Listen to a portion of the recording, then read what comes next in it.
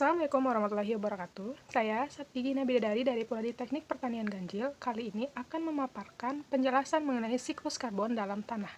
Nah, sebelum kita mencari tahu bagaimana siklus karbon dalam tanah itu, alangkah baiknya kita mengetahui dulu apa sih siklus karbon itu. Siklus karbon ialah pergerakan karbon dari satu area ke area lainnya. Dan dapat dikatakan pula, siklus karbon ialah aliran karbon yang melalui berbagai tahap sistem di muka bumi ini, baik melalui tumbuhan, hewan, maupun manusia yang terjadi secara alami dan terus-menerus.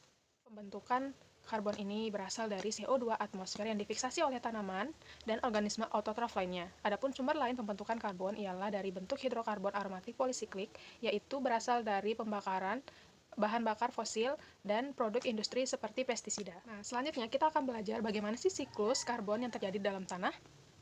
Berikut ialah gambar dari siklus karbon yang terjadi di dalam tanah.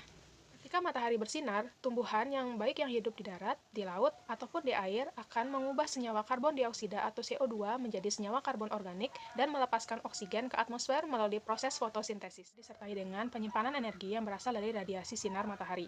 Energi yang tersimpan pada tumbuh-tumbuhan atau produsen bersama dengan keberadaan senyawa karbon organik itu disebut dengan energi biokimia. Nah, sebagian senyawa karbon organik yang berada pada tubuh tumbuhan itu dimanfaatkan oleh tumbuhan itu sendiri atau produsen itu sendiri dalam melakukan proses fisiologis pada tumbuhnya melalui proses respirasi. Dan sebagiannya lagi, yaitu maksudnya sebagian lagi karbon organik itu ditransfer ke konsumen.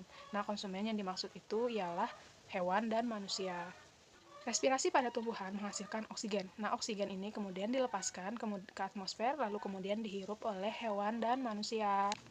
Konsumen sendiri, yaitu manusia dan hewan, juga melakukan proses respirasi, yaitu dengan mengeluarkan CO2 dan H2O atau uap air. Dengan reaksi persamaan, C6H12O6 dan 6O2 menghasilkan 6CO2 plus 6H2O.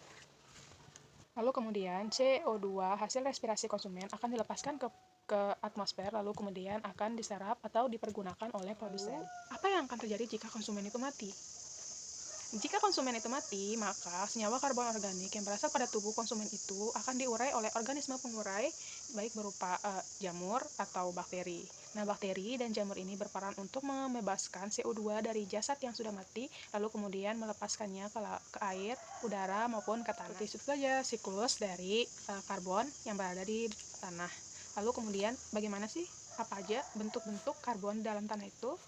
Karbon organik di dalam tanah yaitu berupa 50% bentuk karbon organik berbentuk aromatik, kemudian ada 20% karbon organik yang berasosiasi dengan nitrogen, dan 30%-nya berada dalam karbon karbohidrat, asam lemak, dan karbon akar. Karbon organik dapat dikelompokkan menjadi 3 kelompok atau 3 bagian. Yang pertama yaitu karbon yang tidak larut atau dikenal dengan insoluble. Kemudian yang kedua ada karbon terlarut atau soluble, dan yang ketiga ialah karbon biomasa.